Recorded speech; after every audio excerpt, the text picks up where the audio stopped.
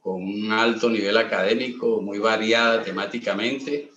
Y bueno, este panel que lo va a moderar Sebastián y obviamente va a tener la participación de importantes panelistas, docentes, directivos de la Universidad Cooperativa de Colombia, que igualmente también tendrá un espacio mañana, un espacio muy importante en el relacionamiento y parte del hermanamiento y de la cooperación de Colombia y China, en la medida en que se firmará un convenio, ¿no?, con la Universidad Cooperativa de Colombia con varias universidades chinas, cual es muy importante que se pueda dar esto en el espacio de la Semana Colombo-China.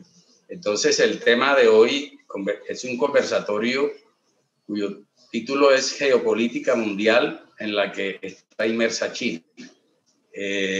Vamos a dejar entonces, ahora, este tema está en la línea, lo que hemos llamado la línea temática de la geopolítica y la cooperación internacional.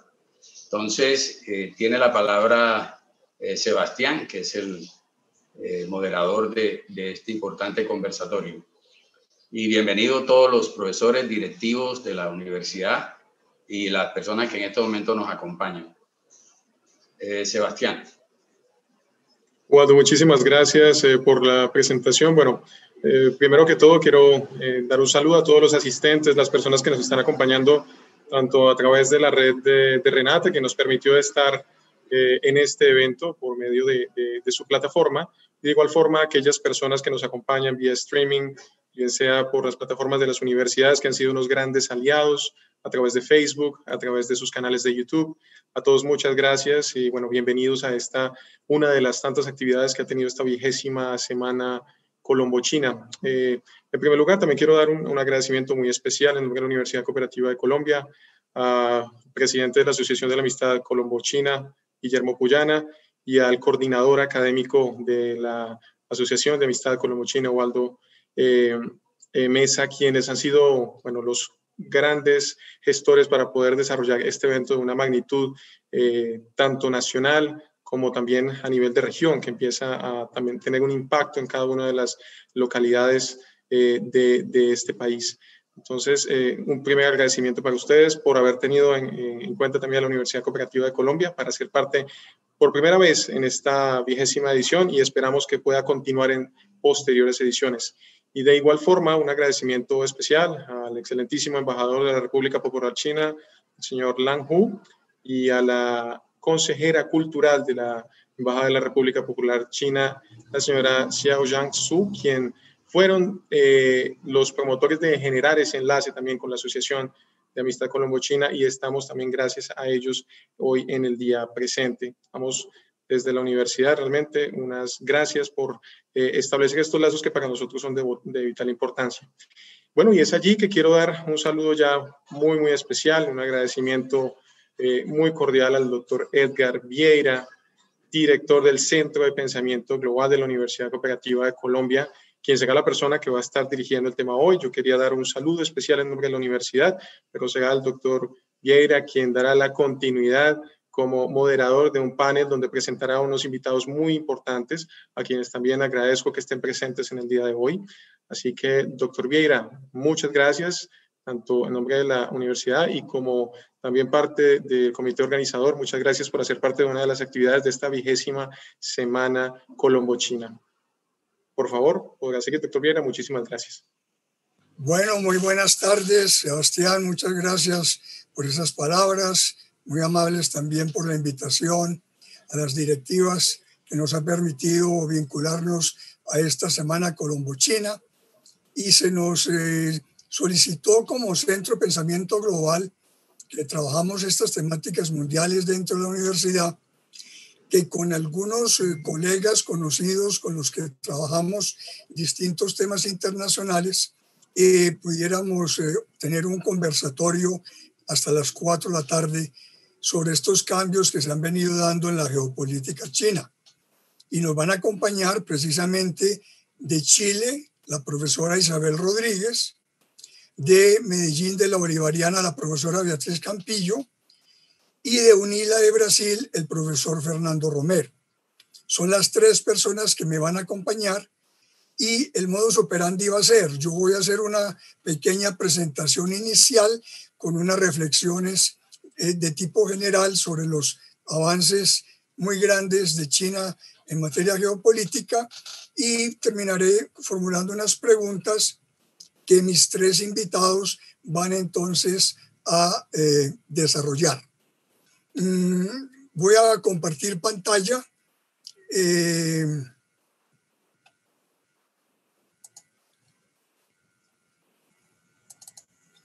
¿Se está viendo? ¿Se ve la pantalla? Sí, se Perfecto. ve. Correcto. Se ve muy bien. Muy bien. Entonces, un poquito los comentarios iniciales como para situar y ubicar el tema. China, podemos decir que los cambios principales vienen desde la época de Deng Xiaoping. Es el gran transformador de China después de la muerte de Mao, que abre a China al mundo, que con sus zonas especiales va a generar todas estas conexiones que le van a permitir al mundo vincularse completamente a China y que van a llevar a China entonces a transformar una cantidad de variables y de medidores en la escena mundial, porque China se convierte entonces en el primer receptáculo, en el captador principal de inversión extranjera mundial que le va a permitir entonces captar todo tipo de negocios, aprovechando su mano de obra abundante, que lo convierte en lo que muchos denominaron pasar a ser la fábrica del mundo, y que lo lleva desde comienzos de la anterior década a superar a los tradicionales Estados Unidos, Alemania y Japón y convertirse en el primer exportador mundial. Eso lo acompañó a su vez ya de una capacidad de ingresos propia que lo convirtió también en un inversionista muy grande a través del planeta, y su crecimiento que lo coloca en primera línea es sobre todo el crecimiento sostenido por muchos años de su PIB por encima del 10%, que le va a permitir en pocas décadas hacer lo que a muchos países de Occidente les pudo tomar 1 o 2 siglos. Pero es importante señalar para el contexto actual que en la década pasada China le hizo ajustes a este proceso, contando ya entonces con una capacidad adquisitiva propia interna, con una clase media importante. El Congreso del Partido Comunista en 2014 decidió empezar a tomar una dirección mayor de la economía china, no depender sencillamente de los pedidos del extranjero, apoyarse ya más en un mercado interno que ya tenía bases para apoyarse en él, y por eso China se reorienta realmente siendo más selectivo en su relacionamiento internacional. Y se da un cambio estructural importantísimo. Aquí por muchos años en América Latina vemos a China como el competidor y proveedor de una serie de elementos de bienes de consumo baratos.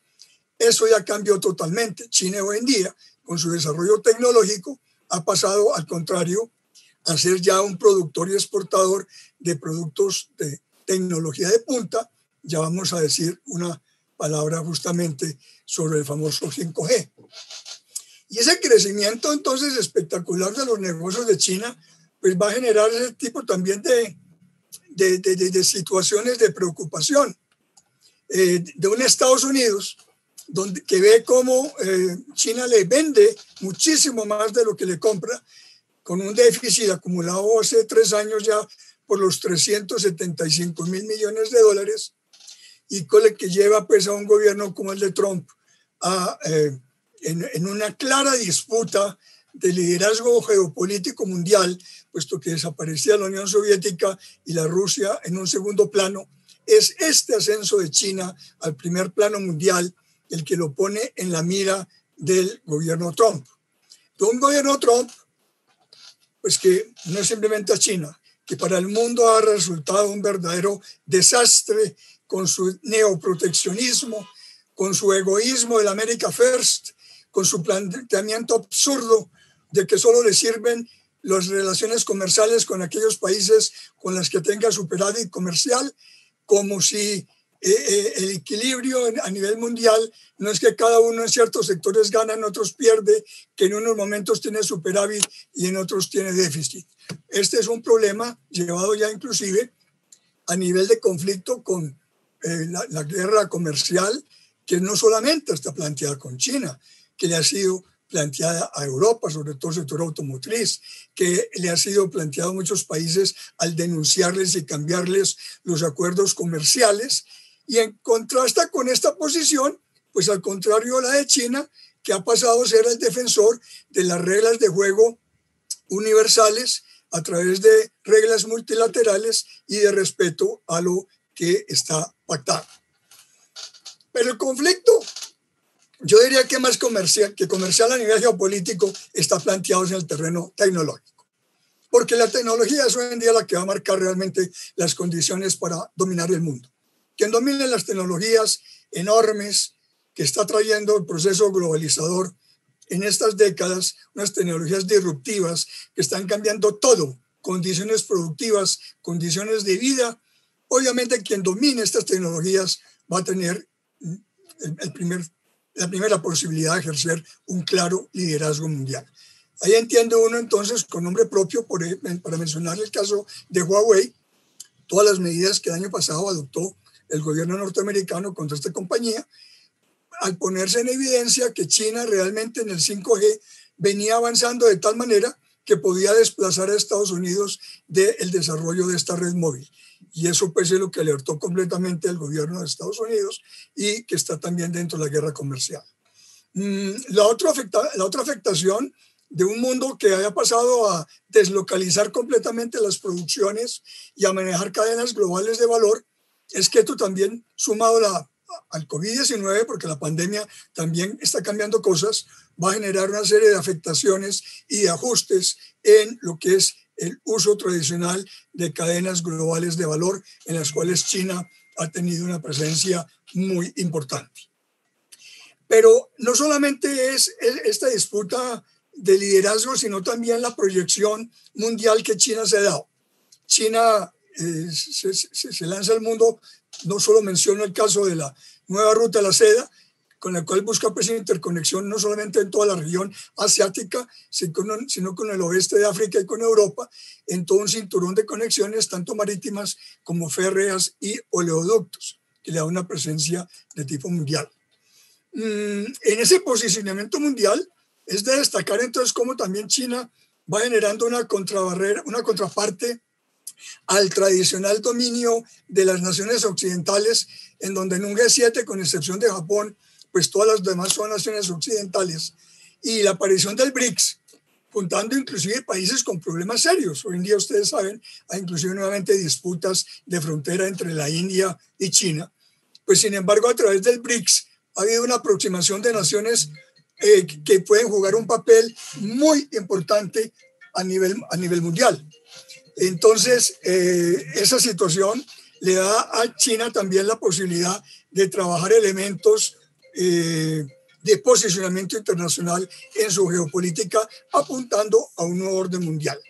Un nuevo orden mundial que con la generalización de un mundo multipolar son muchos los que van a estar en la pelea, pero bajo un liderazgo clarísimo de un eje Estados Unidos-China que va a ejercer ese liderazgo bipolar alrededor sobre todo de la disputa de lo tecnológico, pero conformándose también nuevos ejes de poder en la escena mundial, porque no hay que olvidar que China y Rusia vienen liderando un nuevo megabloque euroasiático, agrupando a varios países de la zona, generando un núcleo distinto al tradicional atlanticista u occidental. Y con los cambios finalmente que debe traer el COVID-19, que debe alterar también distintos elementos en la geopolítica mundial. En base a estas reflexiones muy breves, como para situar el tema, es que entonces a mis tres invitados yo les tengo las preguntas siguientes. En la disputa por el liderazgo mundial, ¿qué opinan de la confrontación alcanzada con los Estados Unidos en la guerra comercial y sus consecuencias para el mundo? ¿Qué papel está teniendo la tecnología, en particular la disputa por la primacía en el 5G? ¿Qué razones hay detrás de la defensa china del multilateralismo y del proceso de globalización? ¿Le impactará a China el recorte que habrá en las cadenas globales de valor? ¿Cómo ven la proyección internacional china a través de la nueva ruta de la seda y si América Latina tiene algún escenario posible de incorporarse? ¿Cómo ven las relaciones ya particulares de China con América Latina en materia de comercio e inversiones? Sobre todo teniendo en cuenta que cuando América Latina venía con sus procesos de integración, haciendo un enorme esfuerzo de diversificar la composición y la estructura exportadora para incorporar productos de valor agregado, la demanda china nos ha reacomodado a unas condiciones de países exportadores de commodities. Y por último, en la pospandemia, ¿qué papel están viendo a China en un nuevo orden mundial?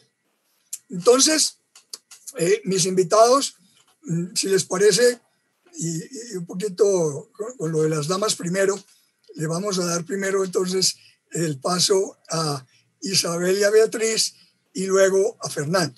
Primero entonces vamos a comenzar con nuestra amiga y colega Isabel Rodríguez, que es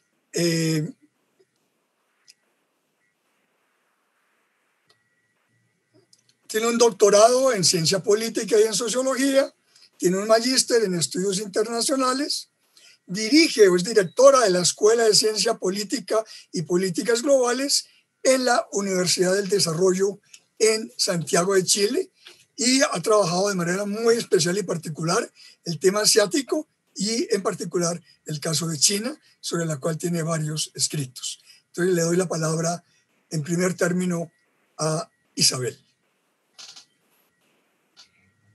Gracias, Edgar. Gracias por esa presentación.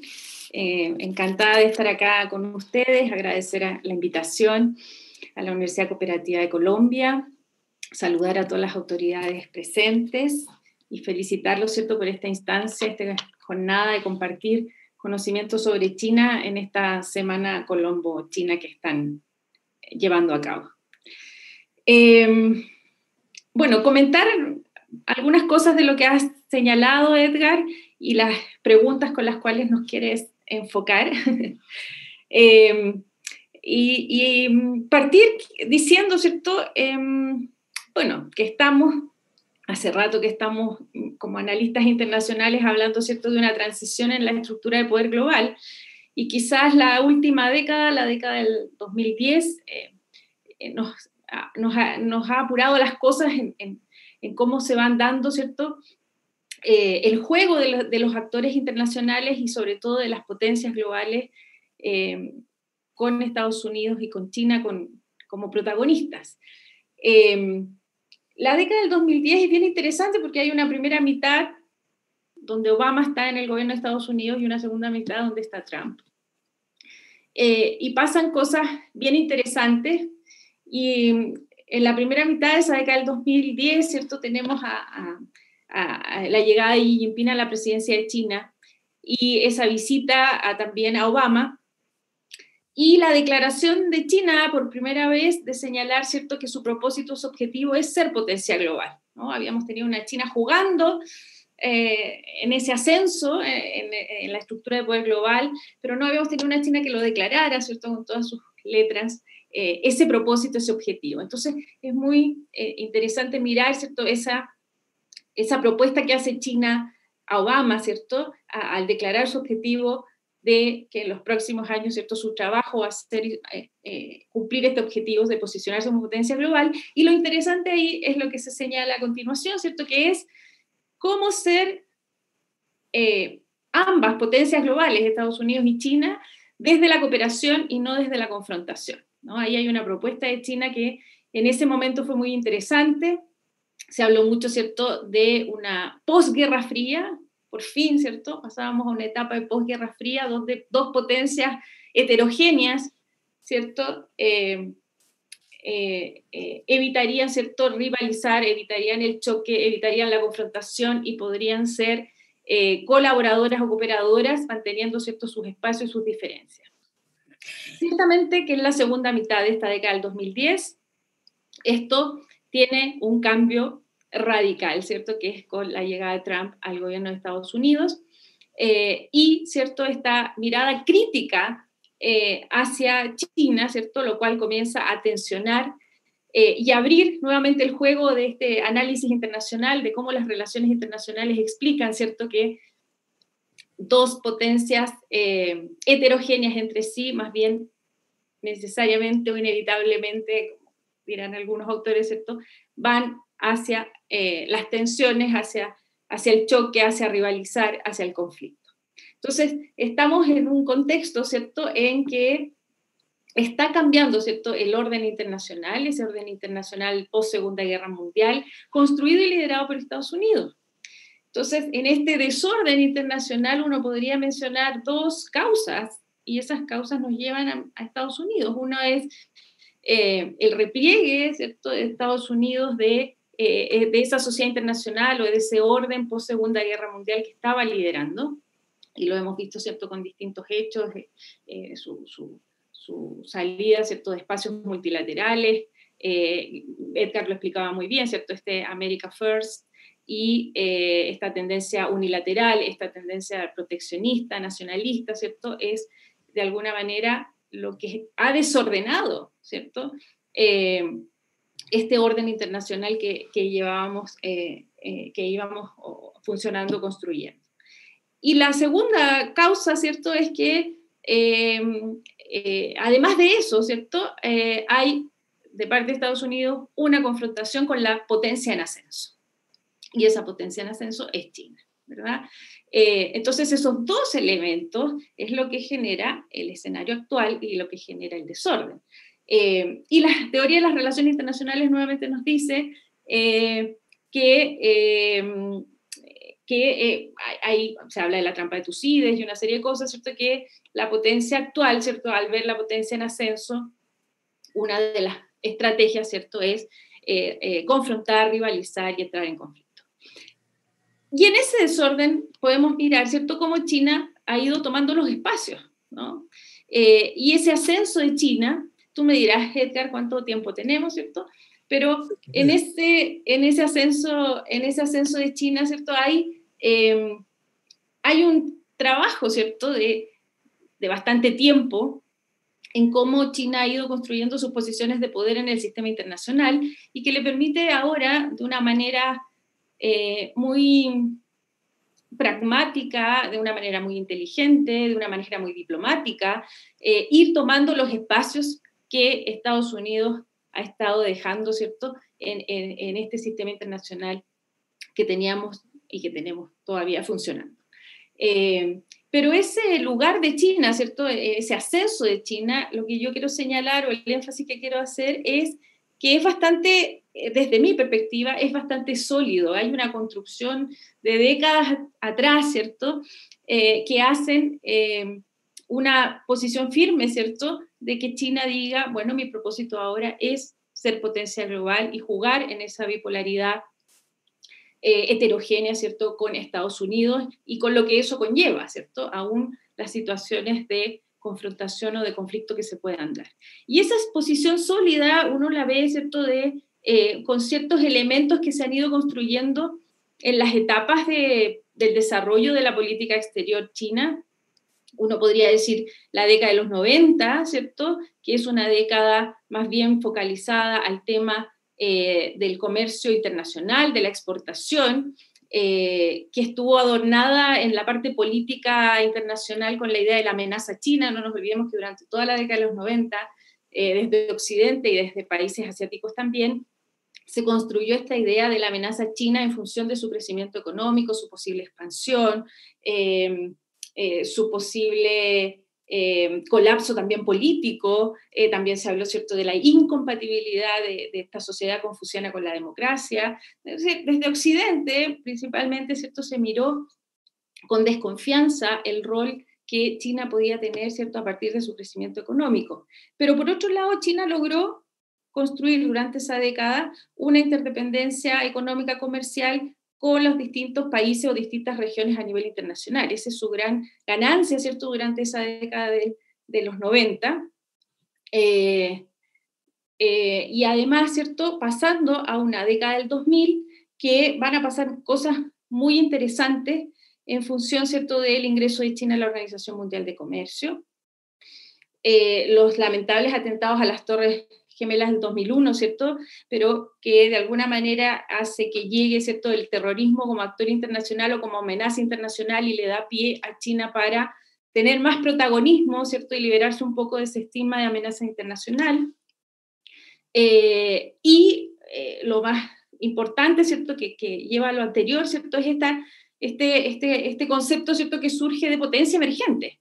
Edgar lo mencionó, ¿cierto?, surge este concepto del BRICS, a lo cual los países del BRICS lo transforman, ¿cierto?, en un actor internacional, y por lo tanto, entonces, ya China es en ese momento la potencia emergente del sistema internacional, mostrando, ¿cierto?, que además es uno de los países del BRICS que más crece de forma sostenida. Y quizás el 2008 es, dentro de esa década del 2000, también importante en cuanto las potencias tradicionales se ven afectadas por la crisis financiera y la crisis económica, y China demuestra, ¿cierto?, su capacidad de seguir creciendo a pesar de esa coyuntura de la economía internacional. Te quedan 2 minutos. Y me quedan 2 minutos. Y por lo tanto, la década del 2010, ¿cierto?, está marcada entonces por esta declaración china de su propósito de ser potencia global y de considerar todos los elementos que eso conlleva, ¿cierto?, porque no es una estrategia que solo apunta ahora a lo económico-comercial, sino que apunta, como muy bien tú lo decías, Edgar, a la parte tecnológica. O sea, en 10 años China ha hecho una transformación impresionante, ¿cierto?, para competir, ¿cierto?, en esta guerra digital o geodigital, ¿cierto?, como se ha llamado, y competir, ¿cierto?, bastante bien, bastante a la par, ¿cierto?, con nuestro centro, con el centro que marcaba, ¿cierto?, la economía digital en el mundo, ¿cierto?, que era Estados Unidos. A eso agregamos elementos de poder blando, ¿cierto?, de relaciones políticas, de relaciones culturales, este proyecto de la franja y de la ruta.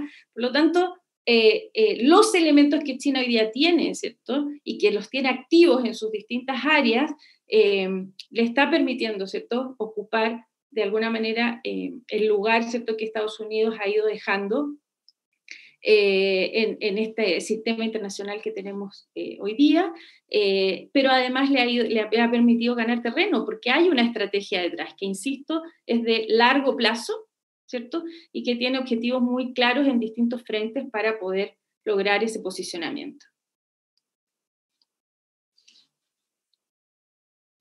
¿No te escuchamos, Edgar? Muy bien, muchísimas gracias, Isabel. Y ahora al final, pues habrá la posibilidad de cada uno dar un rematico final. Pero continuando, vamos a darle ahora entonces la palabra a la profesora Beatriz Campillo.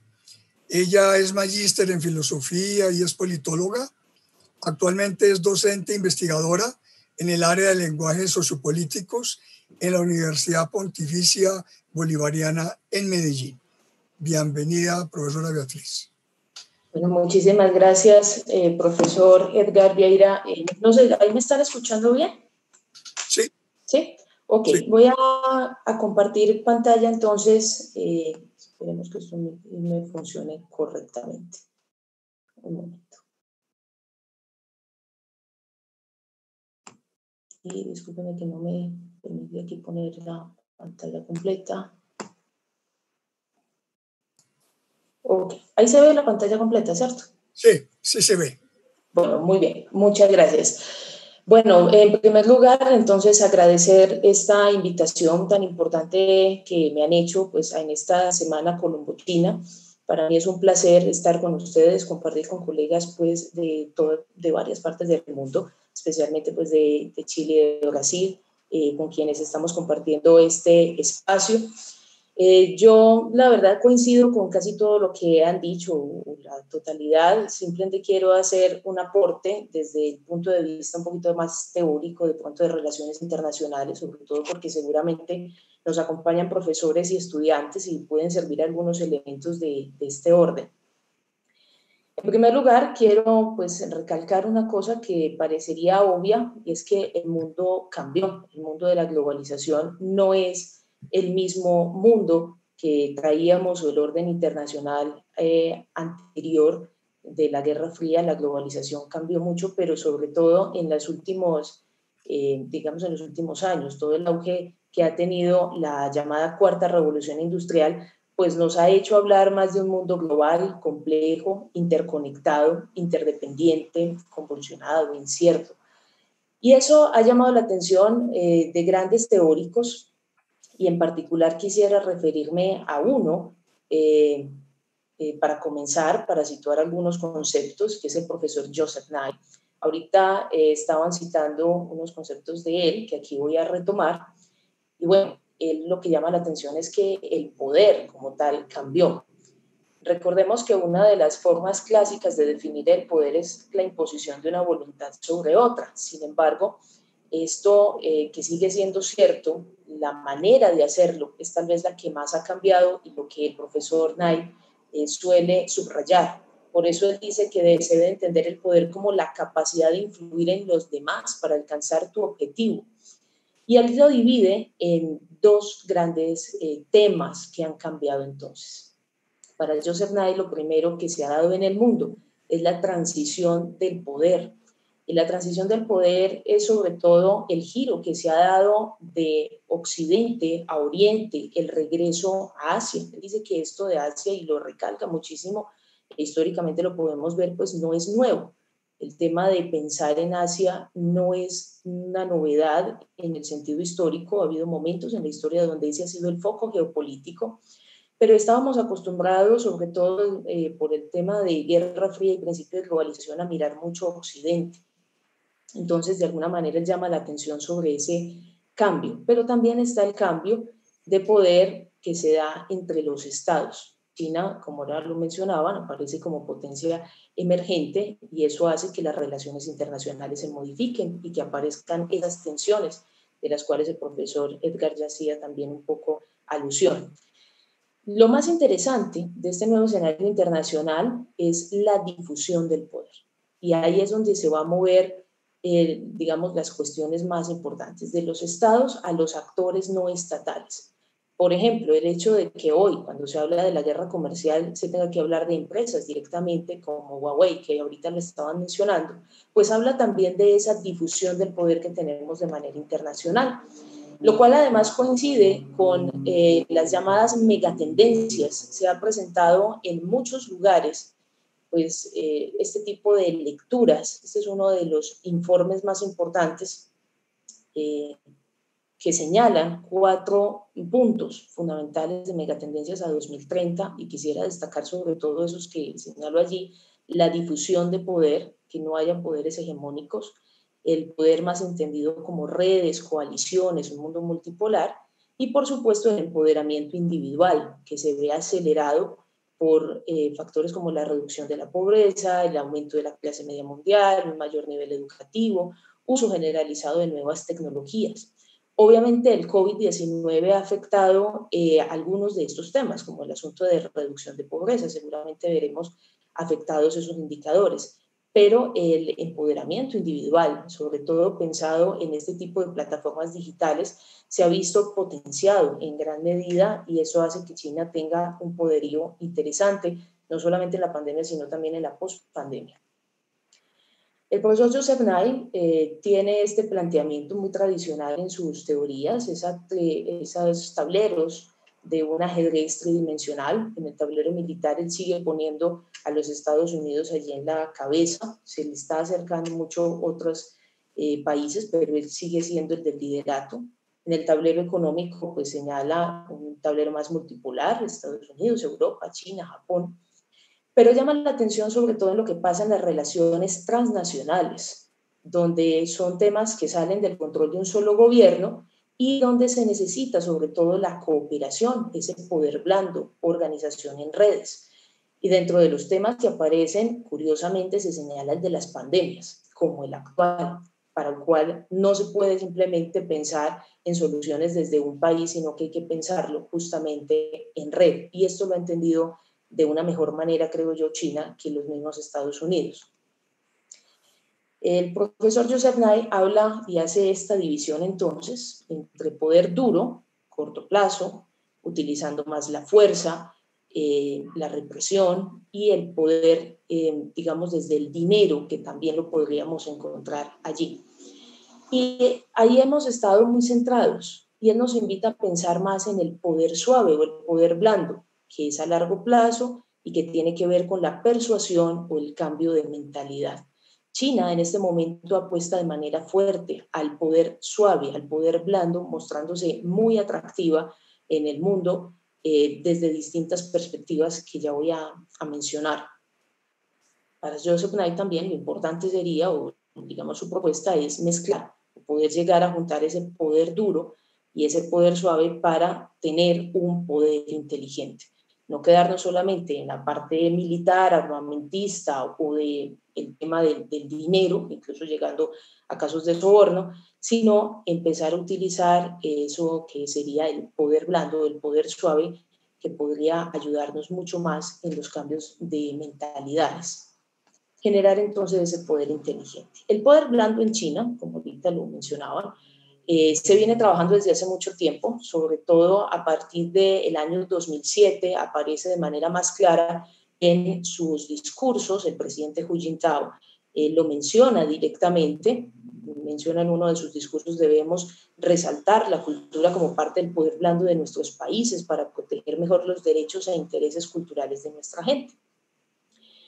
Joseph Nye señala que un crecimiento rápido de poder duro, recordemos el poder militar, el poder económico, pues podría poner en aprietos a China con sus vecinos, porque los podrían asustar.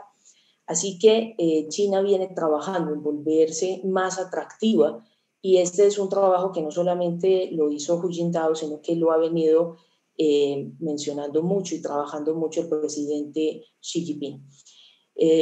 Sobre todo con temas como el de las comunicaciones, el papel tan importante que ha tenido la diplomacia, la llamada diplomacia público-popular, los institutos Confucio, aumentos de programas de ayuda, es decir, una serie de estrategias para llevar la cultura china y entrar de una manera sutil, atractiva, donde se genera esa seducción, y obviamente el poder blando tiene una gran virtud, que es no generar tanta resistencia como lo haría el poder duro. Se busca entonces pensar en términos narrativos. Hoy no es simplemente pensar quién se impone en la guerra, qué ejército gana. En esto ha cambiado muchísimo el poder. Hay que pensar sobre todo en la historia que gana, cómo contamos esa historia. Antes se veía más el poder como suma cero: yo gano, tú pierdes, si yo soy una potencia me impongo. Y ahora se busca más pensar en una suma positiva: tú ganas, yo gano, hagamos unos acuerdos de cooperación, y a esto le ha venido apostando China. Las narrativas ante el COVID son muy claras. Estados Unidos ha manejado un discurso donde no solamente acentúa el tema del origen del COVID-19 en China, desde las prácticas alimenticias riesgosas, muestra, por ejemplo, todo el tema de la falta de transparencia, en especial el caso pues, de este médico que quiso manifestar públicamente lo que había sucedido, y claro, se ve frenado por un sistema que impide un poco sacar cierta información. Habla de los riesgos de las cadenas de valor que dependan de un país inseguro, anima a diversificar a sus proveedores, diversificar proveedores y relocalizar sus actividades productivas en Estados Unidos. Genera dudas o menciona las dudas sobre el liderazgo en la gobernanza mundial de un país que ellos consideran opaco, y se habla sobre todo de la trampa de la deuda. Ese es el discurso de los Estados Unidos. ¿Cómo ha contestado China? Y esto es un punto importantísimo.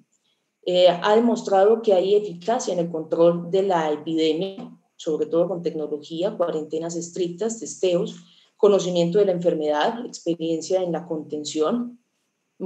Se muestra incluso como legitimadora de la OMS, colaboradora con ellos y ahora también de la ONU.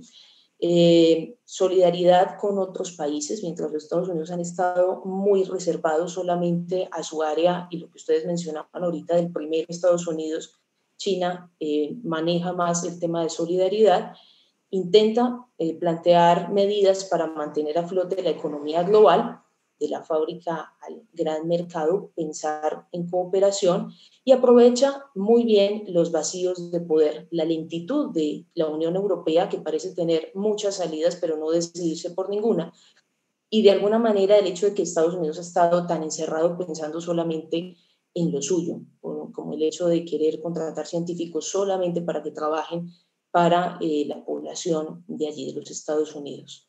Beatriz, Esto hace... 2 minutos, Beatriz. Perfecto. Sí, esto hace que el sistema democrático imperante en los Estados Unidos pues genere que se necesita más el apoyo popular, mientras que en China, que se tiene un partido único, pues sea más fácil tomar decisiones rápidas, efectivas, y esto es lo que ha tratado de mostrar China. Menciono esto de manera muy rápida, de pronto ahorita volveré sobre ello en la parte final, y es que el poder inteligente también ha sido estudiado por Byung-Chul Han, es otro de los teóricos actuales. Hace énfasis sobre todo que el 5G, todo de la cuarta revolución industrial nos permite tener muchísima información.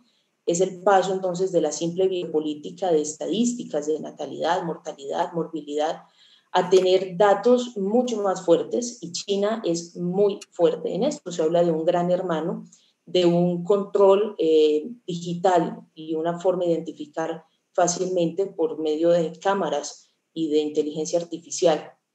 Por tanto, este es un tema que me gustaría de pronto, si al final pudiéramos volver sobre él, lo simplemente planteado. ¿A qué le apuesta China? Demostrar que su modelo no se opone a la modernización, el progreso, la infraestructura, la tecnología, sobre todo que hay efectividad. Como muestra de ello, exhibe los cambios de los últimos 40 años, desde la reforma y la apertura del presidente Deng Xiaoping, en especial los más de 700 millones de personas que han salido de la pobreza. Apuesta fuerte en el campo de la tecnología, buscando el liderato por la 5G. Con la pandemia todo se volcó a lo digital, lo que fortalece su discurso y se muestra como efectivo su modelo policial de vigilancia. Insiste en la cooperación, multilateralismo, el respeto mutuo, interés del beneficio mutuo, la necesidad de aprender los unos de otros, y su megaproyecto de la iniciativa de la franja y la ruta. Es decir, la muestra como una opción clara para seguir la globalización, conectar países y culturas sin entrar a cuestionar, y los críticos hablan pues sobre la amplitud de temas que hacen parte de este gran proyecto y los intereses, condiciones y posibilidades reales. Muchas gracias. Muchas gracias, Beatriz. Ahora tenemos entonces la intervención del profesor Fernando Romero Wimmer. Él es doctor en Historia y es profesor actualmente en la Universidad Federal de la Integración Latinoamericana UNILA, con sede en Foz de Iguazú, Brasil. Adelante, Fernando. Bueno, buenas tardes a todos y a todas.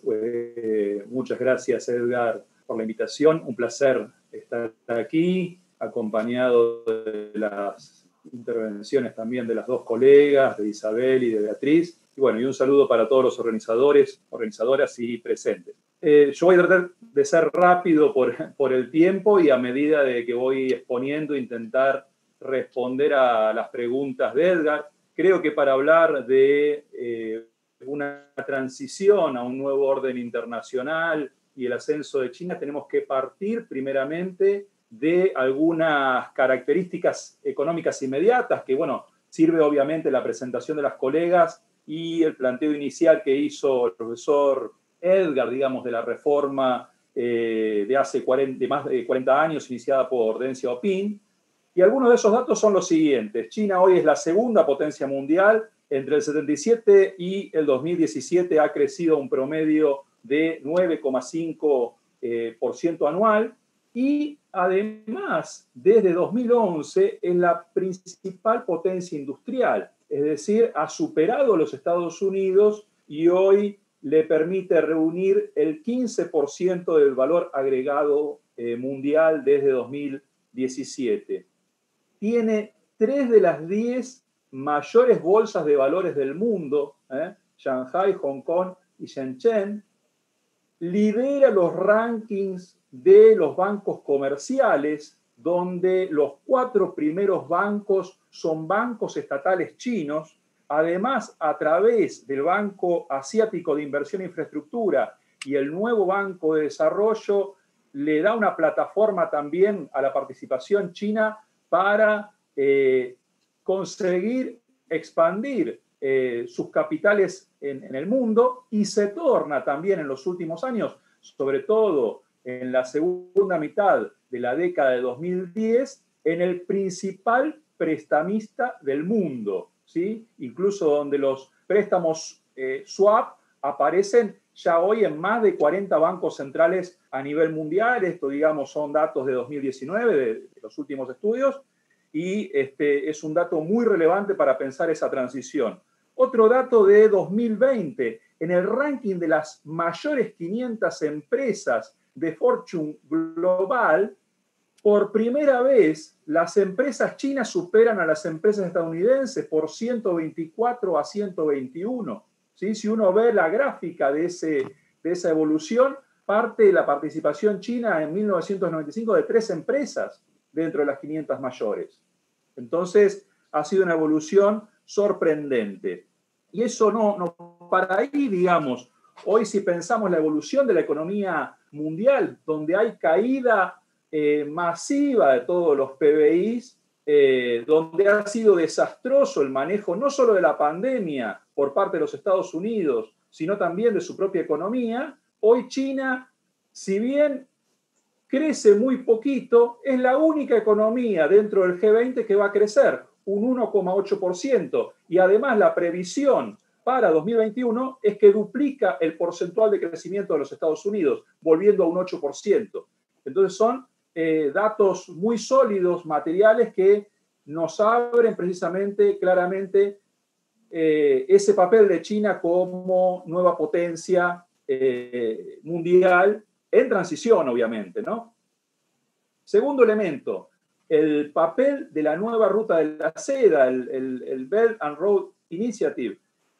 ¿Qué estamos viendo ahí precisamente? Que cada vez son más países los que se involucran comercial, de forma financiera y a través de las inversiones con China, donde incluso la propia ruta de la seda le abre las posibilidades de ampliar las concesiones de puertos a China en el Índico, pero también en América Latina, donde precisamente Panamá, que ha sido de alguna manera el puntapié de las vinculaciones con la nueva ruta de la seda, tiene hoy en el canal de Panamá concesiones de 2 puertos del canal. Además, está en negociaciones de forma casi inmediata de que tengan suceso, tengan éxito en la próxima cumbre del ASEAN, de consolidar lo que sería iniciar el mayor tratado de libre comercio de la historia con los países de la ASEAN, más Japón, más Corea del Sur, más Australia y más Nueva Zelanda. Tercer elemento, el tema de la contraofensiva que hizo China respecto a la pandemia. Es decir, no solamente consiguió un éxito relativo de controlar rápidamente la expansión del brote en su propio territorio, sino que además respondió diplomáticamente en términos internacionales con cooperación internacional, ¿no? Con envío de insumos, de ayudas médicas. Entonces, eso fue una contraofensiva diplomática. Incluso recuerdan que estaba la cuestión de culpabilizar a China y el tratar al COVID-19 como el virus chino o el virus de Wuhan. Y eso me parece que fue una forma también de China de conseguir una suerte de referencia internacional a partir del manejo de su propia pandemia, pero además del accionar de cara al mundo. Y los lineamientos de esto están en el último libro blanco del COVID-19 que el gobierno chino desarrolló. Además, el papel dentro de la OMC, mientras Estados Unidos, ahora digamos anuncia su ida, pero en un momento acusó a China de ser precisamente un agente de relaciones públicas, a la OMS, de un agente de relaciones públicas de China, China terminó respondiendo con ampliar la concesión de apoyo a la OMS con unos 2.000 millones de dólares adicionales. Y además el anuncio del propio gobierno chino de hacer de la propia vacuna un bien público que pueda ser suministrado al mundo. Digo, estos son elementos importantísimos en términos de un cambio de referencias en términos internacionales. Digo, ese debate de culpabilizar a China volvió ahora con las manifestaciones del presidente Trump en la Asamblea de Naciones Unidas. Esas referencias, digamos, retomando incluso los que las colegas mencionaban, digamos, del deseo de China en los últimos años, manifestado incluso por el presidente Xi Jinping, ya cuando era secretario general del Partido Comunista Chino en 2012, del sueño chino, ¿sí?, del Chongguomen, aparecen de alguna manera, si bien hay, digamos, inicialmente estaban las cuestiones de colaboración y cooperación con Estados Unidos y de interdependencia, el incremento del papel de China en términos económicos y diplomáticos a nivel internacional hacen emerger un nuevo papel de conflictividad en el mundo. Y esto se manifiesta, bueno, en los últimos tiempos con el incremento de las tensiones comerciales, tecnológicas con los Estados Unidos, pero también con la cuestión de conflictividad sobre Taiwán, sobre el Mar del Sur de China, tensiones que incluso derivan en aliados de los Estados Unidos, como por ejemplo las tensiones respecto a la India en la frontera con China. Entonces, las cuestiones de la conflictividad no quedan apaciguadas por más que haya una intencionalidad de hacer uso solamente del poder suave que le da el crecimiento comercial, financiero y de inversiones a China. Entonces, ¿por qué señalo esto? Porque esto además da lugar a pensar que China no se queda, después de, incluso para remontarnos a la historia de más de 100 años de humillaciones que vivió China y que está presente en la historia del pueblo chino, que vivió, decía, desde la Primera Guerra del Opio hasta la ocupación japonesa, de quedarse solamente con lo que pasa allí y no pensar las posibilidades de conflicto. Y en ese sentido, vale hacer referencia que hoy China es el segundo gasto militar del planeta. Ya en 2017 inauguró su base militar en Djibouti. Las declaraciones oficiales son que no necesariamente sería la única base militar y además es la tercera potencia en términos de arsenal nuclear después de Rusia y después de los Estados Unidos. Por lo tanto, bueno, hay un nuevo papel de China que obviamente es inevitable pensar. Esto también se ha visto en la historia más inmediata en el papel que tuvo China en las misiones internacionales de paz de las Naciones Unidas. Ahora también recientemente acaba de ser publicado un libro blanco sobre las misiones internacionales, 30 años de misiones internacionales, y que es precisamente el segundo contribuyente económico de las misiones de paz y el primero en términos de efectivos que se mandan a esas misiones de paz, sobre todo en África, pero tengo entendido también, bueno, hay un representante, una persona que de Camboya, creo que también en Camboya estuvo participando dentro de una de esas misiones de paz. Y bueno, precisamente también hay un nuevo papel internacional de las Fuerzas Armadas chinas, donde el tema de la seguridad internacional de las rutas cobra relevancia dentro del libro blanco de la defensa en la nueva era, ¿no? Es decir, en ese sentido, creo que hay que pensarlo con varias aristas, tanto yo me inclino de pensar la cuestión económica fuertemente relacionada con el desarrollo de las relaciones diplomáticas y el poder militar. Muchísimas gracias, Fernando. Bueno, lo que hay que tener en cuenta es que lamentablemente el tiempo es inexorable. Formamos parte de una programación en donde a las 4 entra otra mesa redonda. Nos quedan 6 minutos. Dentro de esos 6 sería que cada uno en 1 minuto y medio haga una reflexión final. Yo resumiría esto. Nuevo orden mundial desde la Segunda Guerra Mundial imparable.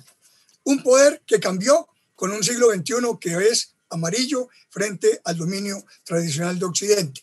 Temas nuevos que van a dominar el panorama internacional, para mí soportados en 3: tecnologías, cambio climático y políticas públicas para afrontar las nuevas pandemias. Y por último, un avance imparable de China, por encima de los demás, pero donde evidentemente está generando ya muchos conflictos en la propia región, en su vecindario, y ojalá esto no pase a mayores y pueda haber un poder suave que lleve a un poder inteligente. Continuamos en su orden. Isabel, tu reflexión final.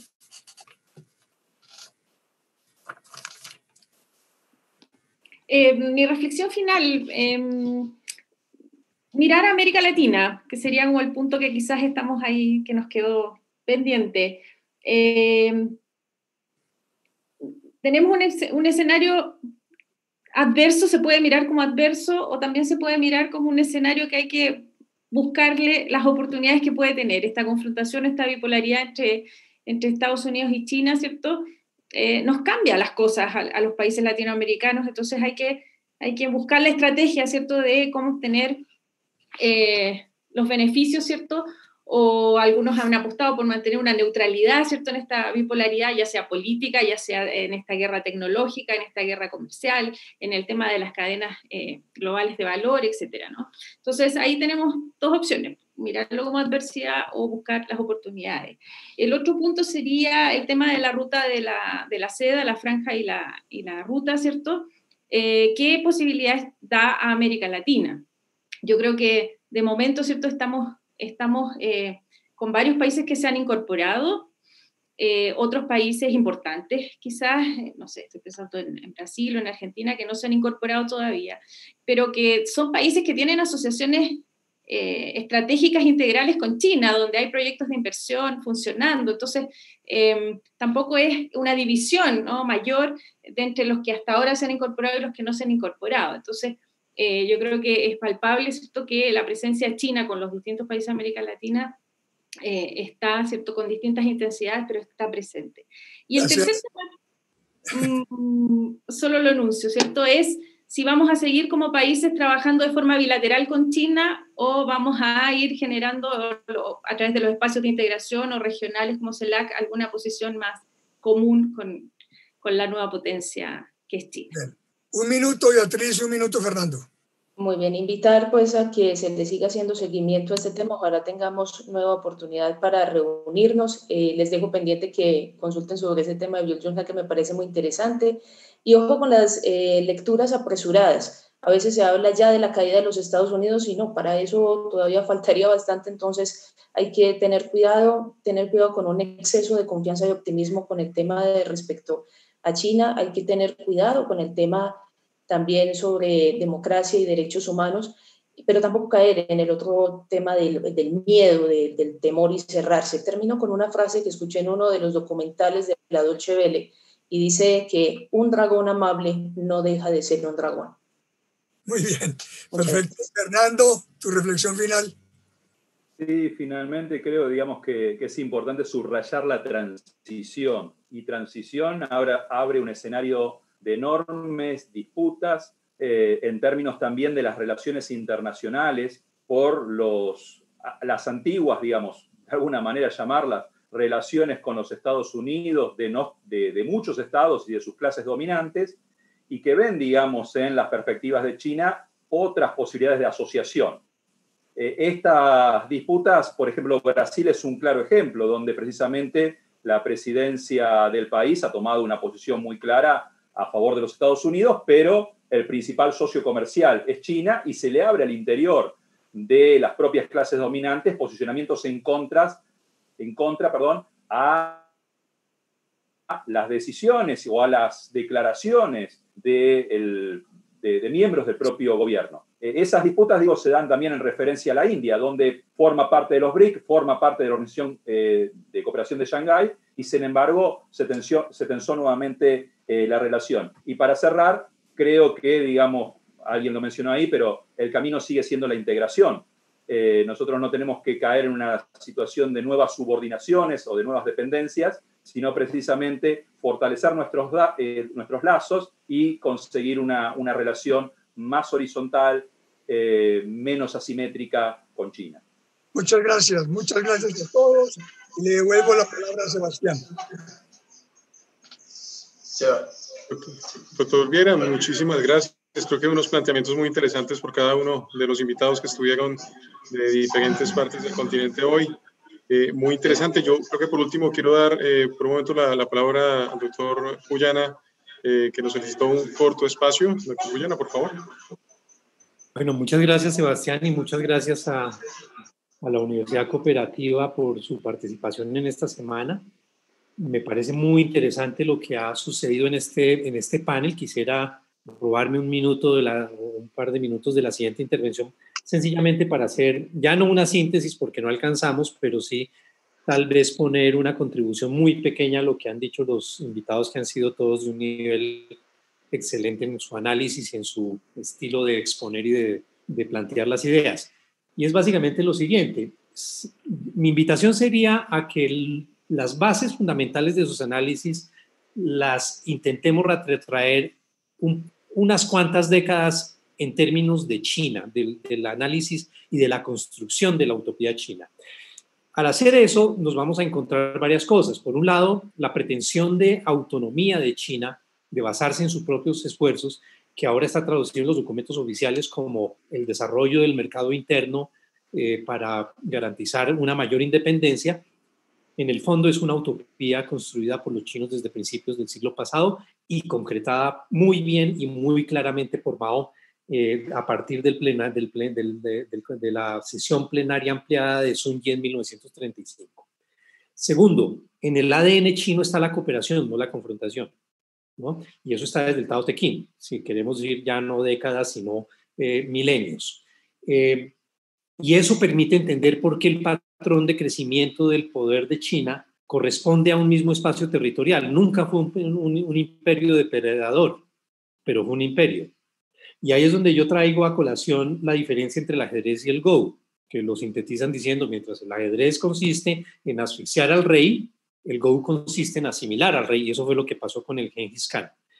Y en ese mismo sentido está que eventualmente frente a lo que estamos no es una opción latinoamericana de decidir entre si nuestra dependencia cambia de polo o si realmente hay otro polo en el que tengamos que relacionarnos con dependencia o con mayores grados de cooperación. Que yo tengo la intuición de que el discurso chino, elaborado además y perfeccionado en la conferencia de Bandung del 56, es eso, ¿no? Igualmente, en el ADN chino, digamos, uno tiene que entender qué es lo que está pasando internamente en China, por qué los chinos están utilizando verbalmente por lo menos un nivel de confrontación muy alto entre sus diplomáticos, cosa que yo no había visto hasta ahorita. Y también eso responde a un principio de la política exterior china que corresponde además a un principio de la defensa, de la concepción del planteamiento militar, y es el principio de autodefensa. China no ataca, sino que reacciona cuando lo atacan para defenderse. Segundo, el principio de victoria. Solo se mete en aquellas peleas que está seguro que va a ganar. Y eso fue lo que explicó el triunfo militar de Mao. Finalmente, lo del soft power y lo del hard power, pues los chinos también tienen un planteamiento que precede varias décadas a los análisis occidentales. Mao lo decía así, cuando le preguntaron qué pensaba sobre la bomba atómica, viene esta famosa frase que le da un periodista norteamericano que dice, la bomba atómica es un tigre de papel. No debemos olvidar que es de papel, pero tampoco que es un tigre. Pero finalmente China logró derrotar a unos enemigos enormes internamente y externamente, como decía Mao, con millo y fusiles. Fue la superioridad moral y política y la mayor claridad política la que permite que un grupo de desarrapados termine haciendo la más grande transformación del siglo XX después del triunfo antifascista en Europa y en Asia, que es la siguiente. Cuando Mao se toma el poder, lo que pasa en términos netos es que el 25% de la población sale de la esfera de control de Japón y de las potencias occidentales. Eso fue en términos geopolíticos, eso tiene un enorme significado. Y claro, nosotros debemos tener un poco, yo creo que estos debates hay que seguirlos y están todos invitados a una tertulia después, pero me simpatizó mucho la frase del dragón. Los chinos, el dragón en efecto para los chinos solo es un ser benevolente. De hecho es el único animal celestial de todo el zodiaco. Pero eso apenas oí la frase se me vino la siguiente a la cabeza, pensando ahora que estamos analizando si para América Latina y para China será mejor Biden que Trump. Los chinos dicen lo siguiente: no cabe la menor duda que hay enormes diferencias entre una liebre, entre un zorro y un lobo, pero desde el punto de vista del conejo son más importantes sus similitudes. Muchas gracias. Bueno, invitadísimos a seguir las tertulias, ¿no, Waldo? Sí. Tenemos un plan de tertulias, claro, en el que quiero a todos los invitados que están acá. Sí, claro. Estamos agradeciendo de verdad a la Universidad Cooperativa de Colombia. Este ha sido un buen conversatorio.